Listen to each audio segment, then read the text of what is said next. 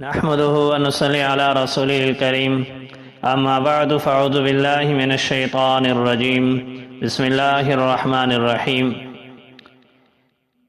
ایک مرتبہ نبی پاک صلی اللہ علیہ وسلم تشریف فرما تھے۔ حضرت ابو ہریرہ رضی اللہ تعالیٰ عنہ روایت فرماتے ہیں کہ آپ صلی اللہ علیہ وسلم نے صحابہ کرام رضوان اللہ تعالی علیہم اجمعین کے مجمع سے سوال کیا، آج کے دن تم میں سے روزے دار کون ہے؟